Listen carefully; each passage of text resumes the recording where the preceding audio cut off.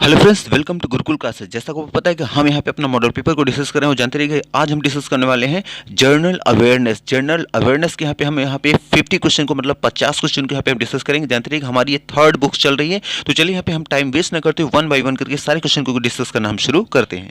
First number यही question है कि ऑस्कर पुरस्कार प्राप्त करने वाले प्रथम व्यक्ति हैं, तो कौन है? देखिए ऑप्शन में है दिलीप कुमार, बी में है भानु अथैया, सी नंबर पर देखिए लता मंगेशकर और डी में है सत्यजीत रे। तो जानते रहिएगा ऑस्कर पुरस्कार प्राप्त करने वाले जो प्रथम, यहाँ प्रथम का मतलब प्रथम भारतीय जो है वो है भानु अथैया। देखो ऑप्शन नंबर बी में है, तो बी नंबर को क्लिक कर देंगे। फिर देखिए सेकंड नंबर क्वेश्चन है कि राष्ट्रीय विकास परिषद की स्थापना किस वर्ष हुई थी? तो जानते रहिएगा राष्ट्रीय विकास परिषद की जो स्थापना हुई थी वो हुई थी 9 अगस्त 1952 को। तो 9 अगस्त 1952 देखिए कहाँ है, देखिए 1952 है, ऑप्शन नंबर डी में है, तो हम डी नंबर को क्लिक कर देंगे।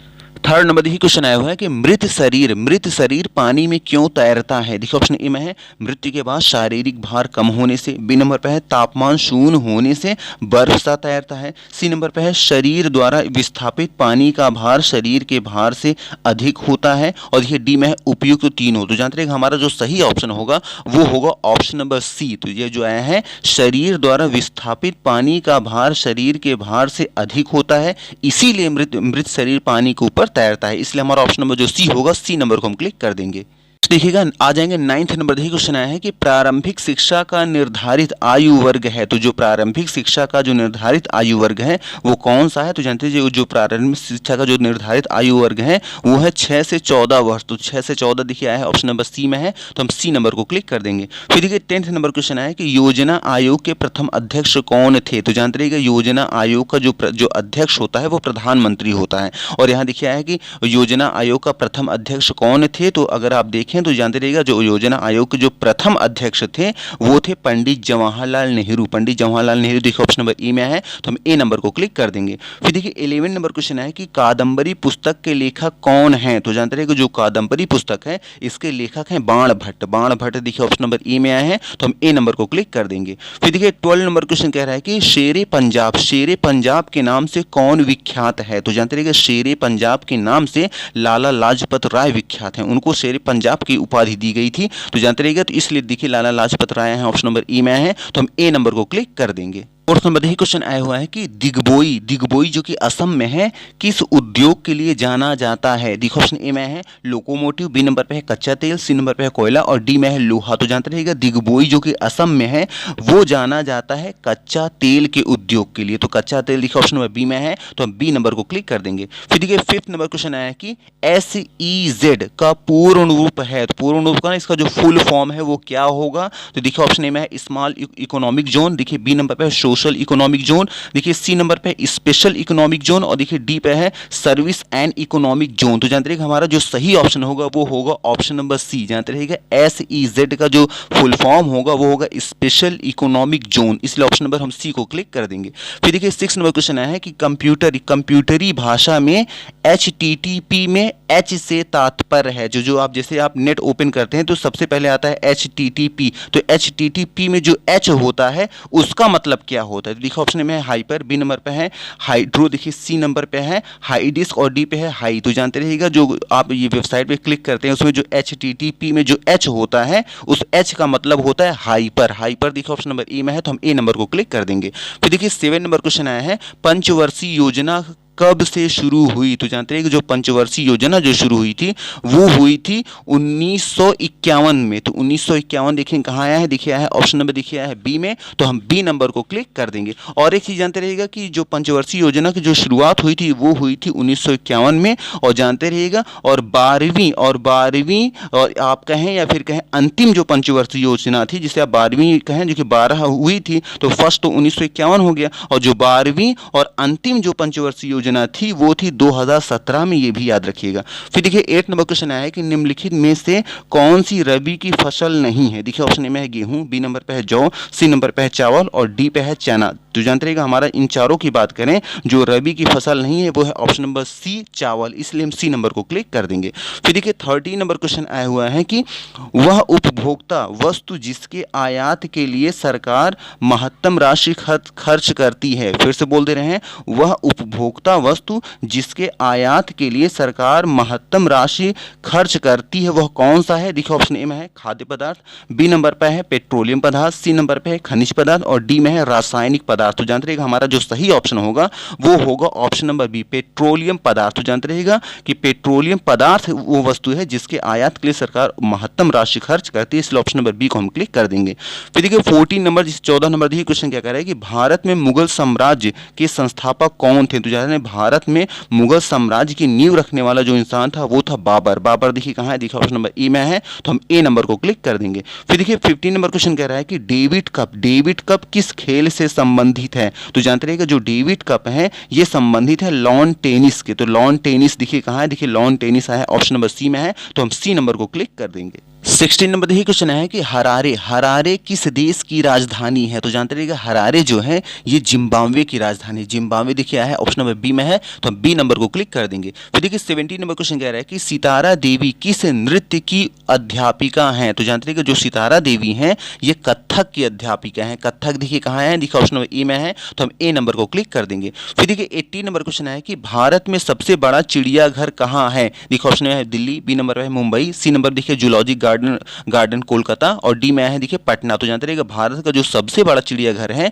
वो है कोलकाता में, जिसका नाम है जूलॉजिक गार्डन कोलकाता। तो जूलॉजिक गार्डन देखिए कोलकाता है ऑप्शन नंबर सी में, तो हम सी नंबर को क्लिक कर देंगे। फिर देखिए 19 नंबर देखिए क्वेश्चन कह रहा है, 19 नंबर देखिए क्वेश्चन कह रहा है कि अंतरराष्ट्रीय संस्था WHO का मुख्यालय है। तो जो अंतरराष्ट्रीय जो संस्था है, इंटरनेशनल जो संस्था है WHO, उसका मुख्यालय कहाँ है। तो जानते रहिए इसका मुख्यालय जेनेवा में, जेनेवा देखिए ऑप्शन नंबर ए में है, तो हम ए नंबर को क्लिक कर देंगे। फिर देखिए 20 नंबर देखिए क्वेश्चन कह रहा है कि दक्षिणी ध्रुव पर सबसे पहले पहुंचने वाला व्यक्ति है। तो दक्षिणी ध्रुव पर सबसे पहले पहुंचने वाला कौन सा व्यक्ति है। तो जानते रहिएगा दक्षिणी ध्रुव पर सबसे पहले पहुंचने वाला जो व्यक्ति है वो है एमंड सेन। एमंड सेन देखिए एमंड सेन है ऑप्शन नंबर डी में है, तो हम डी नंबर को क्लिक कर देंगे। फिर देखिए आ जाएंगे ऊपर आ जाएंगे, देखिए 26 नंबर देखिए क्वेश्चन क्या कह रहा है कि संसद के संयुक्त सत्र का संचालन कौन करता है। तो जानते रहिएगा संसद के संयुक्त जो सत्र होता है उसका संचालन लोकसभा अध्यक्ष करता है। लोकसभा अध्यक्ष देखिए ऑप्शन नंबर डी में है, तो हम डी नंबर को क्लिक कर देंगे।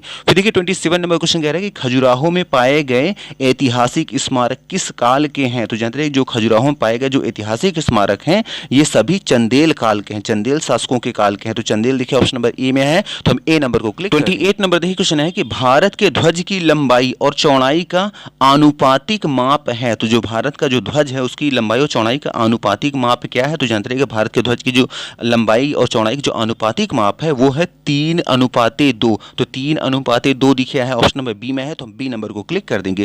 फिर देखिए 29 नंबर क्वेश्चन कह रहा है कि पानीपत की तीसरी लड़ाई किस वर्ष हुई थी। तो जानते रहिएगा पानीपत की जो तीसरी लड़ाई हुई थी वो हुई थी 1761 ईस्वी में। तो 1761 देखिए कहाँ है, देखिए ऑप्शन नंबर देखिए डी में है, तो हम डी नंबर को क्लिक कर देंगे। फिर देखिए 30 नंबर क्वेश्चन क्या कह रहा है कि राष्ट्रपति द्वारा राज्यसभा के लिए मनोनीत की गई सदस्यों की संख्या है। तो राष्ट्रपति द्वारा राज्यसभा के लिए जो मनोनीत की गई जो सदस्यों की संख्या है वो कितनी है, या ऐसे भी क्वेश्चन आ सकता है कि राष्ट्रपति राज्यसभा में कितने सदस्यों को मनोनीत कर सकता है। अगर इस तरह भी आ जाता है तो जानते रहिएगा हमारा जो आंसर होगा वो होगा 12, मतलब 12 सदस्यों की नियुक्त करता है राष्ट्रपति। तो 12 देखिए कहाँ है, देखिए ऑप्शन नंबर डी में है, तो हम डी नंबर को क्लिक कर देंगे। 21 नंबर देखिए क्वेश्चन है कि महात्मा गांधी ने अपनी जीवनी किस भाषा में लिखी है। तो जानते रहिएगा महात्मा गांधी जी ने अपनी जो जीवनी लिखी है वो है इंग्लिश में लिखी है, अंग्रेजी में लिखी है। जानते हैं माई एक्सपेरिमेंट विथ ट्रूथ के नाम से उनकी आत्मकथा है, कभी मौका मिले तो आप सब पढ़ लीजिएगा। तो माई एक्सपेरिमेंट विथ ट्रूथ, ऐसा भी क्वेश्चन आ सकता है कि माई एक्सपेरिमेंट विथ ट्रूथ किसकी जीवनी है। तो जानते रहिएगा वो महात्मा गांधी जी की जीवनी है, इसलिए ऑप्शन नंबर हमारा जो बी आया है अंग्रेजी, बी नंबर को हम क्लिक कर देंगे। फिर देखिए 22 नंबर क्वेश्चन है कि प्रथम मानव निर्मित उपग्रह किस देश ने छोड़ा। तो जानते रहिएगा प्रथम मानव निर्मित जो उपग्रह था उसे सबसे पहले छोड़ा था रूस ने। तो देखिए रूस है ऑप्शन नंबर ए में है, तो हम ए नंबर को क्लिक कर देंगे। फिर देखिए 23 नंबर देखिए देखिए क्वेश्चन आया है कि हिरोशिमा पर पहला परमाणु बम कब गिराया गया। तो जानते हैं हिरोशिमा पर जो परमाणु बम जो पहला परमाणु बम गिराया गया था वो गिराया गया था 6 अगस्त को। 6 अगस्त देखिए ऑप्शन नंबर ए में है, तो हम ए नंबर को क्लिक कर देंगे। 24 नंबर देखिए क्वेश्चन है कि किस संविधान संशोधन द्वारा मतदान की आयु 21 मतलब 21 वर्ष से घटाकर 18 वर्ष की गई। तो जानते हैं कि वो संविधान संशोधन है 61वां संविधान संशोधन मतलब 61। तो देखेंगे 61 कहाँ आया है, देखिए है ऑप्शन नंबर देखिए एक में आया है, देखिए ए में आया है 61वां संविधान संशोधन अधिनियम 1989। तो इसलिए हमारा ऑप्शन नंबर जो ए होगा हम ए नंबर को क्लिक कर देंगे। फिर देखिए 25 नंबर क्वेश्चन है कि सूर्य के सबसे समीप कौन सा ग्रह है। तो जानते रहिएगा सूर्य के जो सबसे समीप ग्रह है वो है बुध। बुध देखिए ऑप्शन नंबर ए में है, तो हम ए नंबर को क्लिक कर देंगे। फिर देखिए आ जाएंगे 31 नंबर देखिए क्वेश्चन में। देखिए क्वेश्चन क्या कह रहा है कि भारतीय राजनीतिक एकता का प्रतीक है। तो भारतीय राजनीतिक एकता का प्रतीक क्या है, देखिए ऑप्शन ए में है जनता, बी नंबर पे है सार्वजनिक मताधिकार, सी नंबर पे दिखा है राजनीतिक पार्टियां और डी में है मंत्रीगण। तो जानते रहिएगा भारतीय राजनीतिक एकता का जो प्रतीक है वो है सार्वजनिक मताधिकार, मतलब सब लोग मिलकर अपने नेता को चुनते हैं, यही हमारी क्या है एकता का आधार है। इसलिए हमारा ऑप्शन नंबर जो बी होगा बी नंबर को हम क्लिक कर देंगे। 32 नंबर देखिए क्वेश्चन है कि भारत में सर्वप्रथम रेल लाइन का प्रारंभ किस वर्ष हुआ। तो जानते हैं कि भारत में सर्वप्रथम रेल लाइन का जो प्रारंभ हुआ था वो हुआ था 1853 में मतलब 1853 में। तो 1853 या 1853 देखिए कहाँ है, देखिए ऑप्शन नंबर बी में है, तो हम बी नंबर को क्लिक कर देंगे। फिर देखिए 33 नंबर 33 नंबर देखिए क्वेश्चन क्या कर रहा है कि निम्नलिखित में से कौन सा प्रत्यक्ष कर नहीं है। देखिए ऑप्शन ए में है संपत्ति कर, बी नंबर पे है पेशा कर, सी नंबर पे देखिए है बिक्री कर और डी में है निगम कर। तो जानते हैं कि इन चारों की बात करें तो हमारा ऑप्शन नंबर जो सी है बिक्री कर, जानते हैं कि बिक्री कर जो है ये प्रत्यक्ष कर नहीं है, इसलिए सी नंबर को हम क्लिक कर देंगे। फिर देखिए 34 नंबर क्वेश्चन क्या कह रहा है कि अंग्रेजों द्वारा निम्नलिखित में से किसे बंदी नहीं बनाया जा सका, मतलब कि उसको वो बंदी बना ही नहीं पाए थे। देखिए ऑप्शन में है मंगल पांडे, बी नंबर पे है तात्या टोपे, सी नंबर पे देखिए है नाना साहब और डी में है कुंवर सिंह। तो जानते हैं चारों ऑप्शन की बात करें तो ऑप्शन नंबर जो हमारा डी है कुंवर सिंह। तो जानते हैं कुंवर सिंह को जो अंग्रेज थे वो बंदी नहीं बना पाए थे, इसलिए ऑप्शन नंबर हम डी को क्लिक कर देंगे।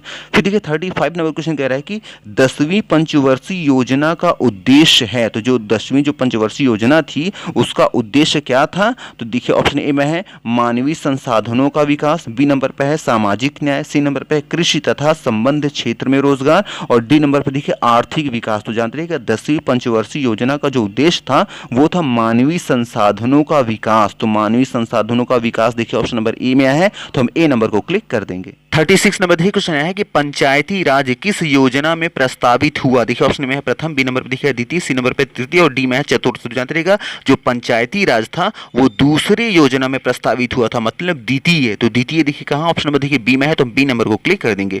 फिर देखिए 37 नंबर क्वेश्चन कह रहा है कि विश्व की पहली महिला प्रधानमंत्री किस देश की थी। तो जानते रहिएगा विश्व की पहली प्रधानमंत्री जो महिला थी वो थी श्रीलंका की। तो श्रीलंका देखिए ऑप्शन नंबर बी में है, तो हम बी नंबर को क्लिक कर देंगे। और जानते रहिएगा उनका नाम आपको नोट करना हो तो नोट कर लीजिएगा। जो विश्व की प्रथम महिला प्रधानमंत्री जो कि श्रीलंका थी उनका नाम सिरिमाओ भंडार नायके। जानते रहिएगा उनका नाम क्या था, सिरिमाओ भंडार नायके, याद रखिएगा। फिर देखिए 38 नंबर देखिए क्वेश्चन है कि निम्नलिखित में से कौन सितार से संबंध नहीं है। मतलब यहाँ कुछ वाद्य यंत्र से संबंधित कुछ नाम दिए गए हैं, अब उनमें कौन सितार से संबंध नहीं हमें ये बताना है। देखिए ऑप्शन ए में है निखिल बैनर्जी, देखिए बी नंबर पे है रविशंकर, सी नंबर पे देखिए उस्ताद अलाउद्दीन खान देखिए और डी में है विलायत खान। तो जानते हैं कि इन चारों ऑप्शन की बात करें जो सितार से संबंधित नहीं है वो है ऑप्शन नंबर सी उस्ताद अलाउद्दीन खान, इसलिए हम सी नंबर को क्लिक कर देंगे। फिर देखिए 39 नंबर देखिए क्वेश्चन क्या कह रहा है कि कथकली नृत्य, तो कथकली नृत्य है, तो कथकली जो नृत्य है वो कहाँ का लोक नृत्य है। तो जानते हैं कथकली जो नृत्य है ये केरला का है। तो केरल देखिए कहाँ है, देखिए ऑप्शन नंबर बी में है, तो बी नंबर को क्लिक कर देंगे। फिर देखिएगा 40 नंबर देखिए 40वां नंबर देखिए क्वेश्चन क्या कह रहा है कि भारत का सर्वोच्च वीरता पुरस्कार है। तो भारत का सर्वोच्च वीरता पुरस्कार कौन सा है। तो जानते हैं कि भारत का जो सर्वोच्च वीरता पुरस्कार है वो है परमवीर चक्र। तो परमवीर चक्र देखिए ऑप्शन नंबर डी में है, तो हम डी नंबर को क्लिक कर देंगे। फिर देखिएगा 41 नंबर क्वेश्चन क्या कह रहा है कि निम्नलिखित में से किस देश ने 11 मार्च 2011 को विध्वंसकारी भूकंप का सामना किया। तो जानते हैं 11 मार्च 2011 को विध्वंसकारी भूकंप का सामना करने वाला जो देश था वो था जापान। जापान देखिए ऑप्शन नंबर बी में है, तो हम बी नंबर को क्लिक कर देंगे।